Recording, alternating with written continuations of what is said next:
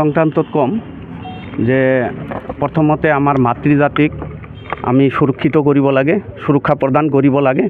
তার কারণে আমি সেন্ট্রেল গভর্নমেন্ট স্টেট গভর্নমেন্টক অনুরোধ জনাইছোঁ।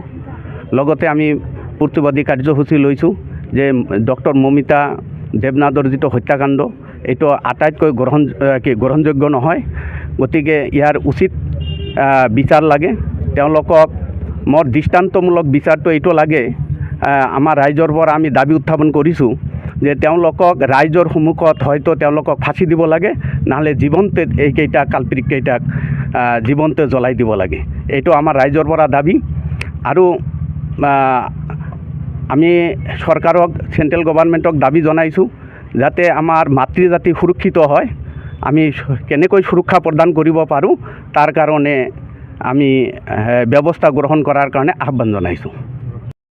সৌম্যগণন্দগিৰি মহাবিদ্যালয়ৰ এছিষ্টেণ্ট জেনেৰেল ছেক্ৰেটাৰী, যিটো কেইদিনমান আগতে কলিকতাত যিটো অমানৱীয় ঘটনা হৈ গ'ল ডক্টৰ মমিতা দেৱনাথৰ যিটো হত্যাকাণ্ড, তাক আমি ছাত্ৰ সমাজ লগতে অঞ্চলৰ গোটেইখিনি আৰু দেশৰ সকলো নাগৰিকে তীব্ৰভাৱে গৰিহণা যোগাইছোঁ। আমাৰ মতে ছাত্ৰ সমাজে ইয়াৰ উচিত তদন্ত বিচাৰিছে চেণ্ট্ৰেল গভৰ্নমেণ্ট লগতে ষ্টেট গভৰ্নমেণ্টক, আৰু দোষীক সোনকালে কাৰায়ত্ব কৰি তেওঁলোকক ফাঁচি দিয়াৰ ব্যৱস্থা কৰিব লাগে। ধন্যবাদ। আজি আমাৰ ডক্টৰ মমিতা দেৱনাথৰ যিটো ঘটনা আমাৰ হৈ গ'ল কলিকতাত RK হস্পিটালত, তো এইটো আমি সকলোৱে দুৰ্ভাগ্যজনকভাৱে দুৰ্ভাগ্য বুলি এইটো অনুভৱ কৰিছোঁ।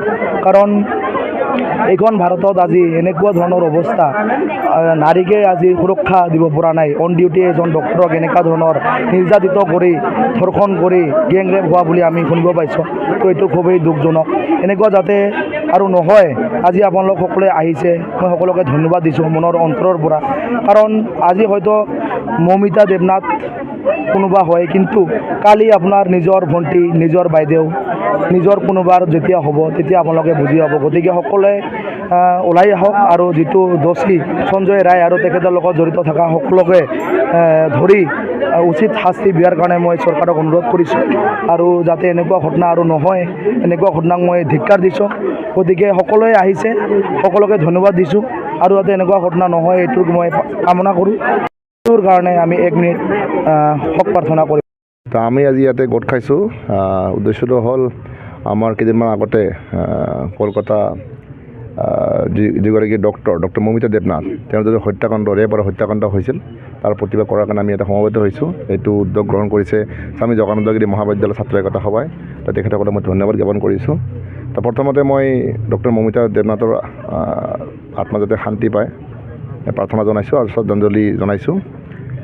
তো যিটো হত্যাকাণ্ড ঘটি গ'ল খুবেই অমানৱীয়, যাৰ কাৰণে আমি এইটো তীব্ৰ ভাষাৰ নিন্দা জনাইছোঁ আৰু গৰিহণা জনাইছোঁ। তো এনেকুৱা ঘটনা যদি সমাজত হৈ থাকে তো তেনেহ'লে নাৰীসকল কেনেকৈ ওলাই আহিব? সেইকাৰণে যি হত্যাকাণ্ড ঘটনা সংঘটিত কৰিছে তেওঁলোকক সোনকালে তদন্ত প্ৰক্ৰিয়া শেষ কৰি পেলাই ফাষ্ট ট্ৰেক কোৰ্টৰ জৰিয়তে ফাঁচিৰ ব্যৱস্থা কৰিব লাগে। নহ'লে সমাজত যিবিলাক বেয়া এলিমেণ্টছ এইবিলাক কেতিয়াও শেষ হৈ নাযাব আৰু সাহস পাব বেয়া ঘটনা কৰিব পাৰে। সেইকাৰণে দৃষ্টান্তমূলক শাস্তি দিব লাগে আৰু নাৰীক সুৰক্ষিত কৰাৰ কাৰণে ব্যৱস্থা গ্ৰহণ কৰিব লাগে যাতে এনেকুৱা ঘটনাৰ সংঘটিত নহয়। কাৰণ মাতৃ সমাজ আমাৰ যদি সুৰক্ষিত নহয় সমাজখন কেনেকৈ আগবাঢ়িব? তো গতিকে মই চৰকাৰৰ দাবী জনাইছোঁ তেওঁলোকক সুৰক্ষা প্ৰদানৰ ব্যৱস্থা গ্ৰহণ কৰে।